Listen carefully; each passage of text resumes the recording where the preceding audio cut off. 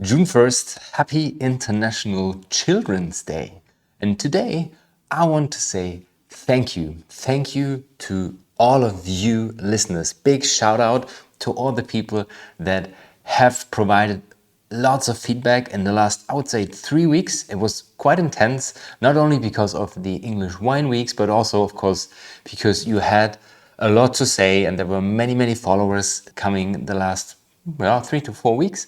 Thank you very much for the amazing feedback. Sometimes there was feedback that was also, I would put it in the corner of criticism, but it was well intended. So thank you. Keep going. Keep doing that. This helps a lot to make this podcast better every single time. I also want to give a big shout out to my man, Tommy Grimshaw.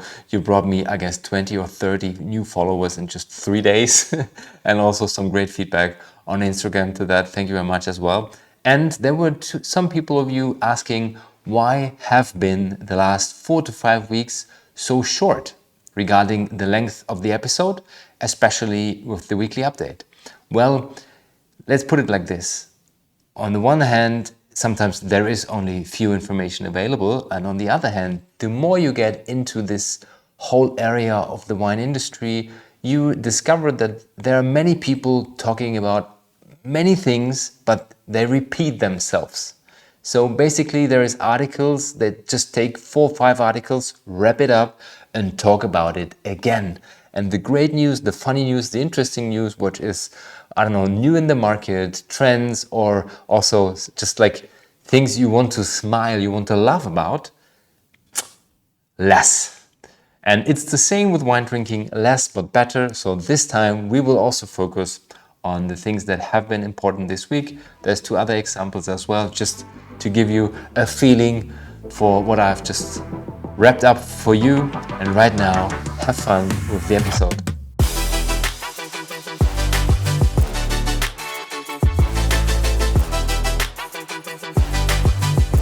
Welcome to the Pinot and Pixel podcast episode number 162. It's Saturday when you hear this. It's Friday evening for me, right in between my lectures about AI, about blockchain in the wine industry at the University of Applied Science in Eisenstadt, the FH Burgenland, a university where I have studied international winemaking, and I stayed as a lecturer. I like this place a lot, and we were talking about super interesting stuff that was going on and that will be going on in the wine industry in the next couple of years. And one thing is AI, one thing is the technology, one thing is alcohol-free stuff, and we also talk about marketing because it's called international wine marketing. By the way, if you're interested in studying this, you can still register until the 31st of May. That ended yesterday, I know, but just try to hand in your application. And I guess usually the professor that is responsible for that, Professor Markus Wieschoff, usually says, oh, well, that sounds interesting. I'll give you a chance. And you get an invitation for your interview. So even though you missed the 31st of May for registering or for at least applying for the studies, try it. Good luck. I talked about the reason why the last 3 to 4 episodes only have been 30 minutes, something like this, because there was only few information available. And just to give you a feeling what I'm talking about and why there is not, 15 or 20 news every single week. And this is an article that, is a very good example for that. It's called US Wine Industry Fights Back with New Marketing Campaigns. It's a very big, very long article in the Millennials International magazine. And basically it talks about the things that we have looked on, the last 12 months. It's talking about we drink less. Gen Z is not interested in alcohol. We have too much wine available. People are not interested in buying wine anymore. They want to have more experiences. They are afraid of drinking alcohol. The World Health Organization, says alcohol is not good for you. So we see a decline in wine sales. We see a wine production that is way too high for the demand that is currently in the market. So basically, we need new campaigns. And there is campaigns in it, but we also talked about the campaigns. It's about going on YouTube. It's about going on TikTok and spreading your message. And everything is correct. Everything is true. But it is nothing that we should talk about in this podcast, except there is a crazy, super interesting fact that we haven't heard of and that could be interesting for you as well working in the industry, or maybe interested in the product that is behind. I also read these articles, but because it's super interesting to see kind of a wrap up, and I mean it's made by Felicity Carter and she knows what she's writing about. So big shout out to her. Super interesting articles, but nothing that should be on a weekly update. Just to give you a feeling for that.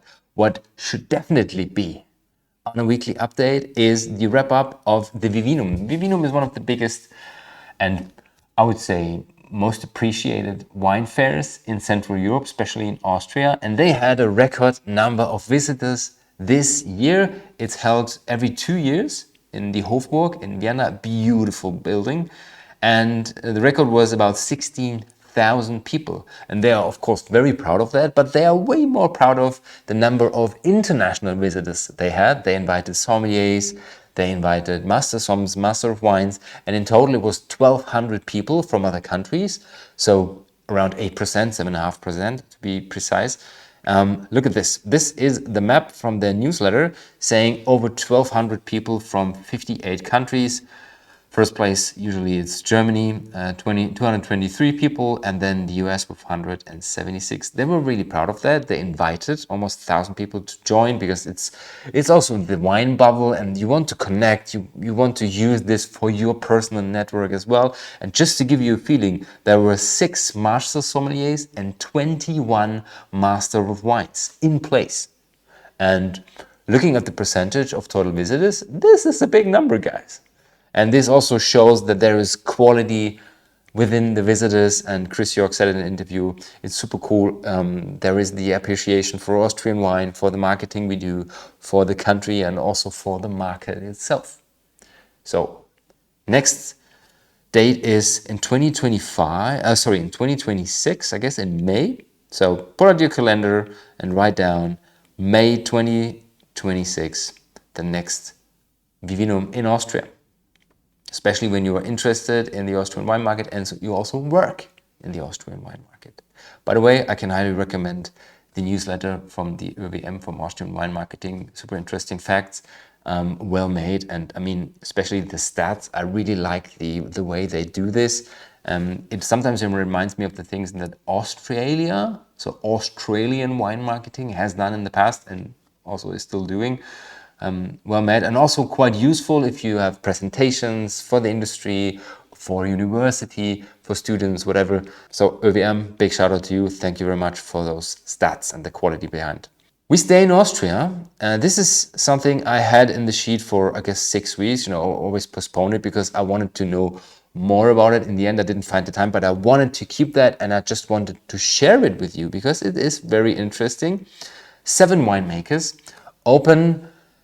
They're kind of having a project and they call it open joint wine halls. So basically it's 7 wineries and they build up halls that they share with each other. There's something in Austria called cellar alleys. And basically in history, it was tiny little roads through villages and what you were only able to spot the front of a house, but it was the wine cellars going deep into the hills. So usually under the vineyards where it was cold, where it was well protected, there was no lights. So the perfect place to grow wine, to produce wine, to make wine. And this is why they're called cellar alleys, but because basically it was an alley with many, many wine cellars. And this is kind of the modern version. So 7 wineries in, I guess, 4 buildings in total.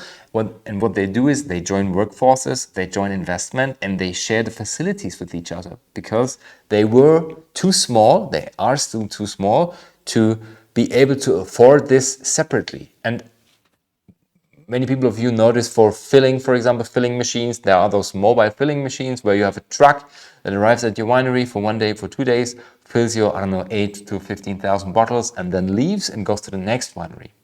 And this is something more exciting where they only share the facilities for wine making, for wine production, and also the co-workers. So you have kind of a flexible staff system. You can work with each other, and of course you push each other. And when you think this a bit further, for example, to marketing, to sales, this is a very, very interesting model for the future, especially when you think about small, high quality producers, where basically the people working in the company are focused on getting the best out of the vineyards and producing the best in the cellar afterwards.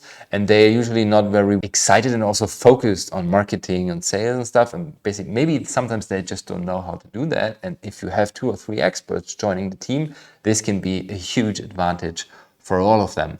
Jana, thank you very much for sharing that. Super interesting topic. From growing vines and making wine together in Austria to France, and of course it's Bordeaux time, guys. And we don't talk about en primeur subscription. We talk about what will happen to the wine, to the vineyards in Bordeaux. And we talked about the estimation of vineyard area, vineyard surface that has to be pulled out because of overproduction, because of less demand of wine, especially from Bordeaux in the lower and mid section. And the first estimation was about 10,000 hectares. And right now people think that this will be up to 20,000 hectares. Can you imagine that? This is over, no, not over. It's about 20% of the whole area of Bordeaux. And of course, many people, especially cooperatives, are very afraid of that. They will receive 6,000 euro per hectare, which is not very much. Basically, if you're not able to sell the wines coming out of this specific area, this surface, it might be an idea to think about maybe switching the crop to something different. And it also will account to the problem we have with the overproduction. Hopefully there will be less wine available, especially from that area, to feed the lower demand. Definitely a solution. And in addition, maybe there will be a focus on higher quality. Of course, this is not the problem solver for everything, but if you rip out the shitty stuff, the stuff that basically produces the entry-level wine, maybe, hopefully, there will be less available and the focus will be more on quality wines. We will talk about the development in the en-primeur system, so in the more qualitative area of Bordeaux in a future episode after our English Wine Weeks. Next interview is coming up.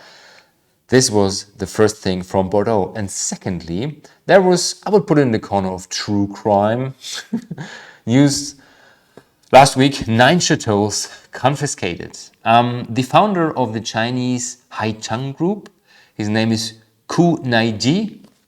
I don't know if the pronunciation is correct. He has been sentenced for 3 years in prison because of money laundering. So basically what he did is he received state subsidies over 30 million, I guess, 32 million state subsidies, so EU funding for the digitalization of his company. But what he did is he took the money and bought other chateaux. In total, 20 chateaux under his ownership, registered on his wife with an account in the Cayman Islands. And you know what this means. So right now he has been sentenced to 1 million and 3 years in prison. And this is a bit over the money that has been asked for and a bit lower than the time in prison that has been asked for. Nevertheless, this shows it's basically a bad idea to fuck with the government and with the tax office, of course. And on the other hand, this means, guys, there is chateaux available. So if you ever had the dream to buy a chateau in Bordeaux, this is your chance, because 60 million, 20 chateaux means 3 million in average. Maybe there are some more expensive, maybe less expensive. Watch out for chateaux that will be available in Bordeaux in the next weeks. We stay in France. Exciting news and kind of like cheeky news as well. There is a company called Coates and Seeley with 2 people that have become very, very famous in the wine industry. I was lucky enough to meet one of the 2 co-founders last year at Mining's Finest. Coates and Seeley is it's a famous name in the industry, and people in England know him from English sparkling wine. And he's also related, so both of them, the 2 of them, are related to the French wine industry as well. So what they did is they had a new Blanc de Blanc, English sparkling, but they went to Paris to launch the product. And basically just to throw middle fingers in the direction of Champagne, saying, hey guys, we see you, we know you're there, and we have our product right in the heart of France. Yeah, exciting move, I would say. Marketing, not the first one in that direction. We talked about the blind tasting last year where, who was it? Was it Hambledon? No, it wasn't Hambledon. Maybe it was Richfield. I have to look that up. So basically, one English sparkling producer was in the pedestrian precinct of Paris serving sparkling wine to the people. And of course, everybody was thinking, oh, this is champagne. This is beautiful. And then they got the champagne and was like, oh, I like this one better. And it was English sparkling, guys. It was English sparkling. And trust me, I have spent 1 week in England already, and I will spend 3 more in October, November. Exciting country, exciting place. There's so much to know, so much to see, so much to taste, and the quality level is tremendously high and tremendously good regarding quality. So have an eye on English sparkling. The English wine industry also brought us many, many famous regions and wine styles. Bordeaux is just one of them. Sherry and port are other ones. And talking about port and sherry. Port and sherry is the wine category.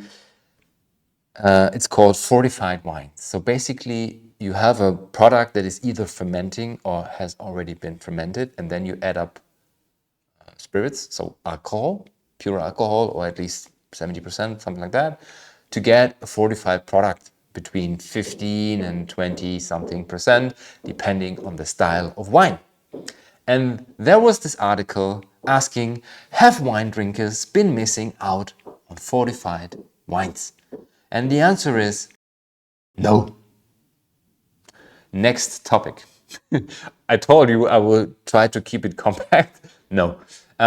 Just a few sentences on that. Sherry, Madeira, port are amazing wines, amazing category to have an eye on. The problem is it's super niche. They are high in alcohol. Sometimes there's very, very shitty wines in the market. It's tough to spot where the quality sits if you're not super deep into that topic. Of course, there's the big brands who are on mass market average quality. And if you just want to have a port on ice, yeah, go for it. Buy your whatever, Ruby port, Tony port. But saying, or the question, is there a chance for the mass market for port and fortified and all this kind of stuff? No, I don't think so. People are drinking less but better. People are more interested in lighter wines, in rosé, in sparkling, in brighter wines as well. And then having these oxidized wines with high alcohol level that give you this spiciness in the finish that pair very well with food, especially with cheese. But yeah, it's niche. If you want to try that, please do that. There is amazing products, but it's a niche thing, and I guess it will stay a niche thing. There has been huge demand for sherry. England was responsible for that a couple of centuries ago. But today, niche. Try it out. Maybe you will find your fortified wine of choice. What we know, what millennials want, and of course what Gen Z, so the younger people also want, is something different today. And this article not only wraps it up, this is the way he found his way into this podcast. It was a study, a survey conducted with Gen X and Millennials. So the people between 25 and 40 and 40 and 55, something like this. And what they have already seen, what we have already seen in the past, is a tendency away from education towards excitement, events, emotion. And this gets even crazier or higher in demand when you are looking towards, when you have a look on Generation Z. So what this study basically brought out is, especially millennials are more excited and are more looking for beautiful locations, laid-back atmosphere, and to connect with the winemakers, and less in an expanded palate and curiosity, try new wines, crazy styles, and cultural and historic storytelling. I mean, they're interested in storytelling, but it's more about this, oh yeah, I like the area and it's pretty cool, and more like this vacation-oriented thing. And of course, some people, especially the people who are listening to this podcast quite often, we talked about sober traveling or dry tripping, whatever you want to call it. And this goes hand in hand. It's more about having a great location, getting an experience, having an experience like social gatherings, laid back moments, relaxing, then having your drink of choice. It doesn't have to be alcohol, but at least with less alcohol, at a lower alcohol level, rosé, sparkling wine, stuff like that. This is also in the article. I will put it in the show notes. We see a change in the industry, but sometimes it also has to do with the development of my personal palate. I mean, I was drinking rosé as well when I was 24, 25, and I still drink rosé, but it's not off dry anymore, and it's not €4 a bottle anymore. So if I want to have a great rosé, I'd rather go for a, I don't know, 15 to €25 bottle. And I'm talking about prices because this is usually correlating with the quality, usually. I mean, I get why Maria Miraval is working. I don't like the product very much. I'm more in this Girolamo Rosso, Etna Rosato style, what you can also have with grilled vegetables, or if you're a fan of fish or meat, with grilled meat. So the more powerful rosés that also have complexity and structure. But this is my personal thing. What I wanted to say is your palate develops. At the age of 25, usually you're not into drinking high tannic Bordeaux or Barolos. But this will change if you get more into the topic. So palate change is seen, of course, reflected on the generations. And today we see that there is more interest in events, in emotions, and less in education. And the wine style switches from fortified and heavy to light, bright, low in alcohol, and rosé. And then there was this article. And as usual, I was struggling with articles like that because you can get the feeling, the picture that this is all, like pink drawing and everything is nice and beautiful and we all love alcohol and alcohol is a thing, it's part of the culture, wine is an amazing product. But when I read headlines such as the healthiest wines to drink according to a dietitian. So there is a person working in the industry talking about food, about calories, and they put out an article talking about recommendations for wine that is healthier than the other. And of course, it's a fact when you have a look on calories, not only with alcohol, with wines with alcohol, also with the alcohol-free wines. There is sugar levels, there's alcohol levels, and of course you can compare calories. And then there is this myth that is still going on, and basically it's not a myth, but you have resveratrol. It's a substance that is produced during fermentation, especially on skins and especially with specific grape varieties that contribute in a good way to your health. And this is where this myth comes from. Drink red wine and you get healthier because you have more resveratrol and your body can use that. On the other hand, you have alcohol that enters your body and coming from a specific amount where your body is not able to work with it anymore. It's worse, guys. It's worse. Even though you have the resveratrol, the alcohol is bad. So this is why usually, specifically in science, people won't use this argumentation anymore.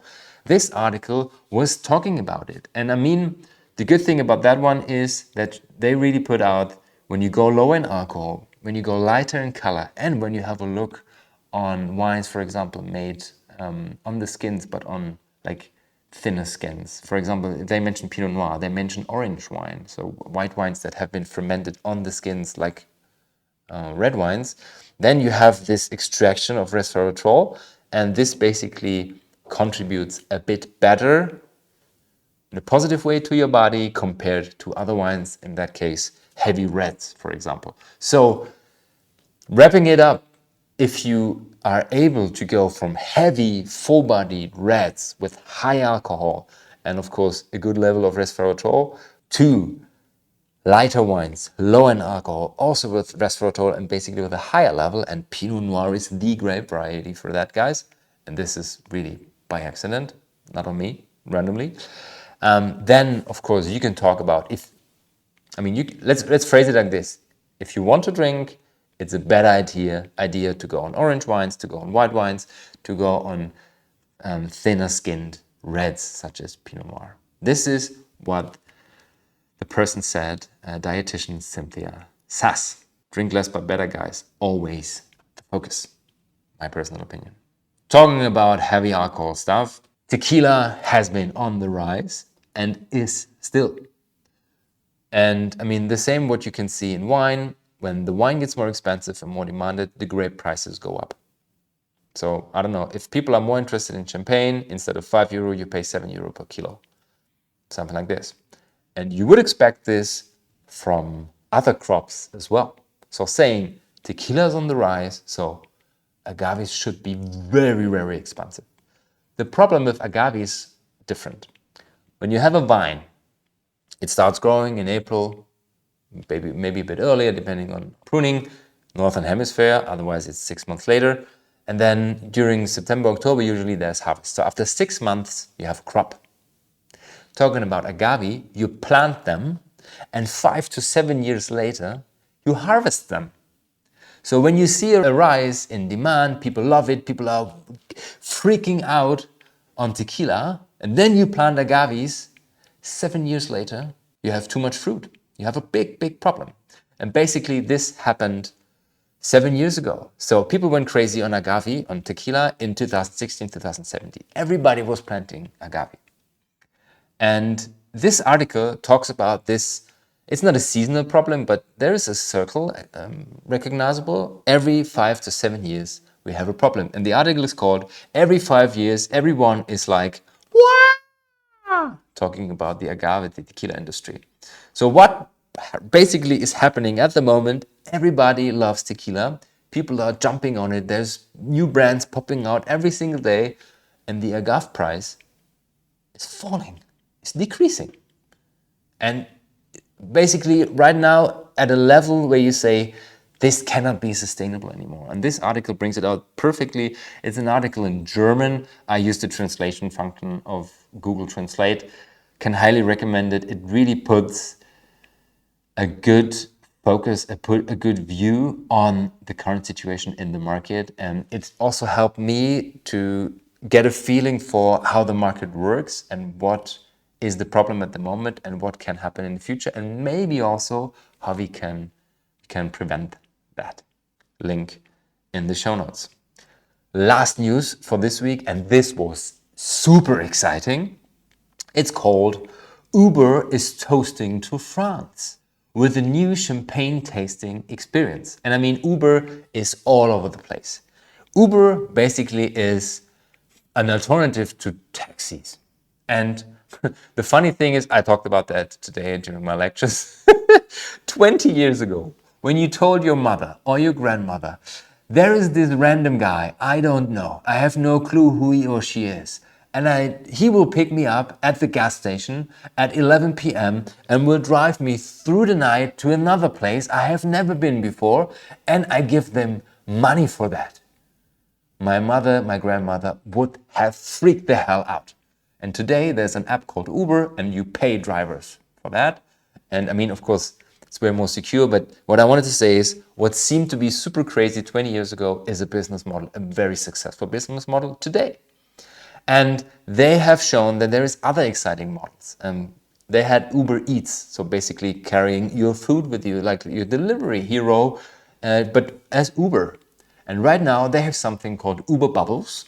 So cars located in Paris, they can pick up customers that have paid €200 for the car, so up to 5 people, and then drive you to Champagne, give you an amazing experience for tasting wines in Champagne, and then driving you back. So 1-day experience, €200.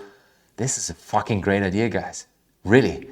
I talked about that last year with Tommy at Langham, about, I don't know, maybe we can make it possible, something like wine tourism, driving people around between the wineries, showing English sparkling. But this is next level, guys. This is next level. I'm really excited. And they partnered, it's not only Uber, it's a partnership with a travel agency located in Paris. Super interesting, and I would definitely find out more about that. I don't know if I will have the chance to go to Paris this year. I will let you know. Super exciting model. And you see, no business model is too crazy, not at least to try it. Have a great weekend, guys. I see you next week on Wednesday. Ciao, ciao.